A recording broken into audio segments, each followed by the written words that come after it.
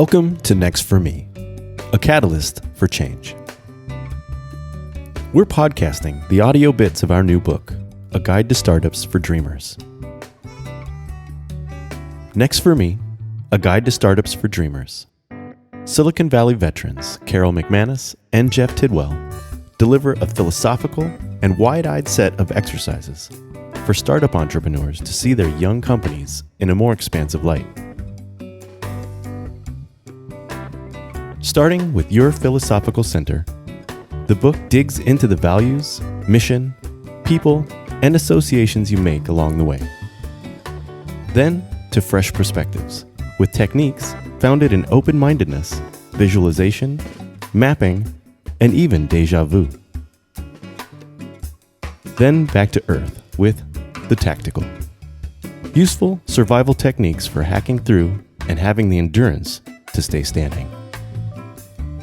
This week, listen to the author's introduction to the book.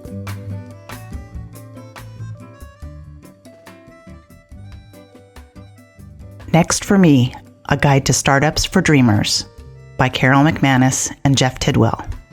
Foreword by Chip Conley. Introduction. You have to go through it to get to it. Sly Stone. So you're building a company, are you? There is a lot of noise out there about startups, entrepreneurship, venture capital money, and the like. It would seem, with only slight exaggeration, that there are more books, podcasts, and thought pieces on the startup journey than there are new companies. Granted, some of it is practical information worth paying attention to. But where do you go when you'd like to be more introspective about what you're creating in the world? Starting at your philosophical center, we dig into the values, mission, people, and associations you make along the way. Then on to fresh perspectives with some fun techniques founded in open-mindedness, including visualization, using constraints, mind mapping, and even deja vu. Then we come back to earth with the tactical, our most useful survival techniques for hacking through the day-to-day and having the endurance to stay standing. We've built our company around a cause we really believe in, with people we trust and respect. Our hope is that the things we've learned along the way can help guide your entrepreneurial experience and even help you enjoy the process. Before we started our company, Next for Me, we were time-tested Silicon Valley professionals known for our work in online communities, user experience, and research. After years of contributing to successful Fortune 500 companies, as well as participating in our share of startups, you might say we were quite independent-minded. We weren't necessarily looking to start something new, but the market signals pointed to something big and meaningful that we couldn't ignore. If we had planned to start a company, we could have followed the traditional Silicon Valley approach of hammering out a minimum viable product to win over venture capitalists. Then we would try to prove a certain growth trajectory to get the capital to keep going. But we'd been down that path before, where there is a financial agenda and outsized obligation to an investor to fit a market into that equation. Lucky for us, this time it didn't work that way at all. We were becoming aware of bias against older workers in our world of tech. After working together on many successful projects for over 20 years, we had entered the aging demographic ourselves, and we were starting to run into roadblocks to new job opportunities. Not surprisingly, we were starting to see that age bias extends well beyond the tech industry. There are 120 million Americans over the age of 50, and many are ill-prepared for a time without an income, especially since we are now living 20 to 30 years longer. So if there is an urgency about staying relevant in the workforce at a time when the workplace is explicitly looking for younger talent, add socially acceptable ageism into the mix, and you have an untenable situation that is just getting worse. We saw a way to help by providing a platform for people who wanted to stay engaged and who still had a lot to contribute. We called our company Next for Me, and we were on a mission to help the aging demographic find their new path.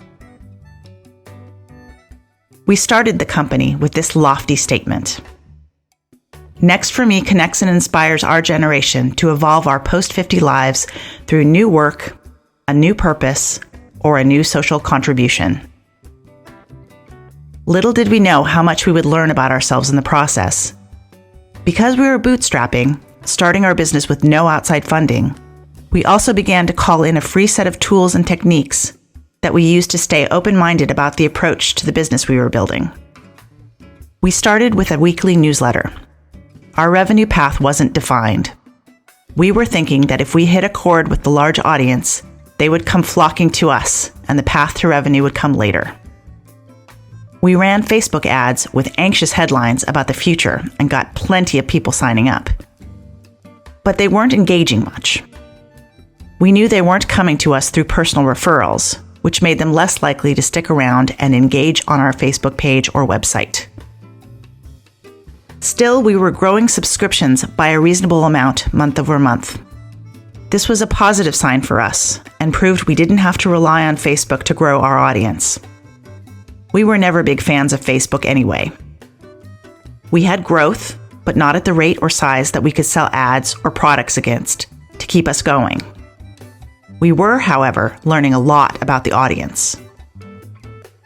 An obvious path to revenue didn't occur to us until Carole reminded us that we had a great story from our past about using our online community building skills in research environments. We had done it before for a big research firm, along with Deb McDonald, a qualitative researcher who saw the potential in the technique. It was a game changer for big consumer firms trying to understand their customers. With Deb's helpful advice and partnership, we decided to expand our offerings to include market research and consumer insights for marketers.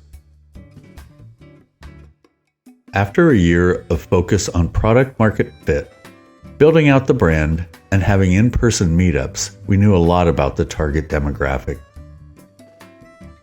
We authored a market report based on our conversations, surveys, and research. Understanding the 50-plus worker. The report was not only good, it gave us something to talk about with potential partners and sponsors. It showed that there was value in what we were learning, and it was an effective calling card that opened new doors for us.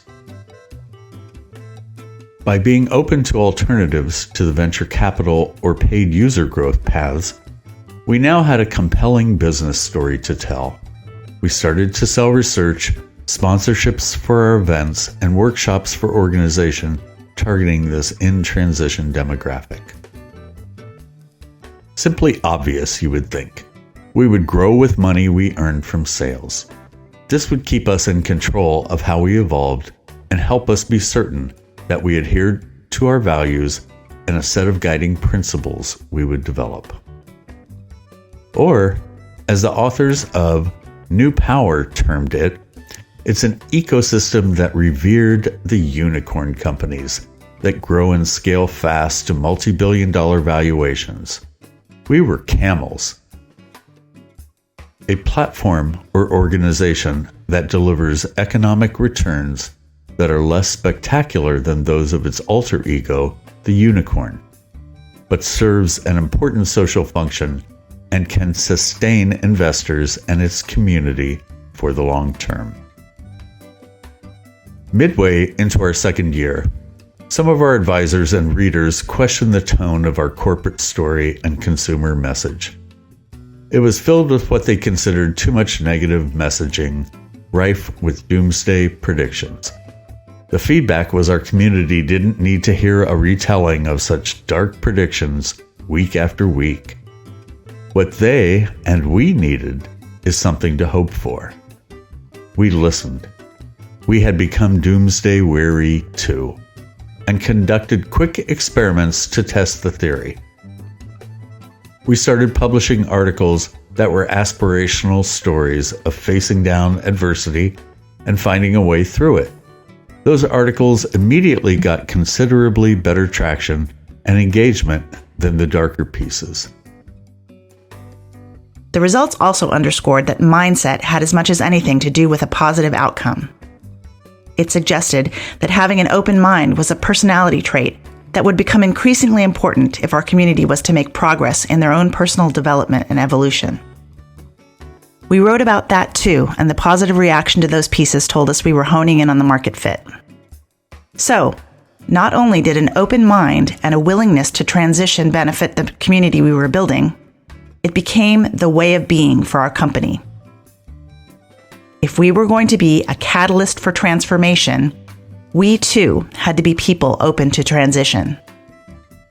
It didn't hurt that we were nurtured in California traditions of Buddhist thinking and social experimentation.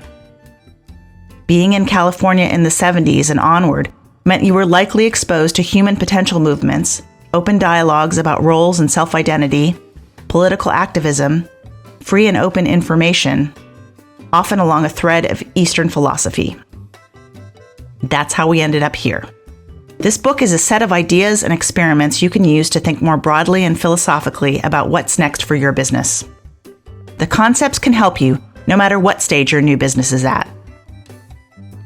We begin our book by discussing your philosophical center. We'll walk you through some exercises that help when articulating your core values and establish some guiding principles as a framework that you can operate within. Once in place, this foundation will be your North Star when working through your strategy and is a quick go-to if you're ever doubting your intentions. Then we go deep on how to find and associate with people who share those values, co-founders, partners, advisors, and later, cheerleaders and customers. Next, the broad topic of open-mindedness, or how to get your head ready for absolutely anything being possible. We developed an appreciation for techniques to find a fresh perspective, where we detail how stepping back, writing, drawing, or using other techniques to change your perspective opens a world of possibilities. They are simple hacks that expose paths and opportunities you may have missed otherwise. Rest assured, it's not all pie in the sky California speak. We next cover our methods for the elegant handoff from high-mindedness to actionable strategies. We include a tactical toolkit for staying healthy, financial realness, doing things yourself, and the directive to start selling from day one. If you've taken the plunge to do something new, we hope this book will help you on those days when you could use a nudge toward a bigger view. For us, the process of sharing something new with the world is a gesture that has our reputation, ethics, and core beliefs attached.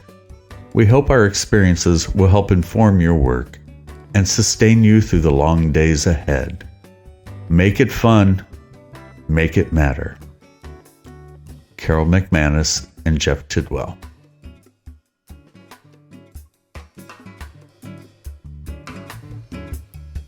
Thanks for listening to Next for Me, a guide to startups for dreamers.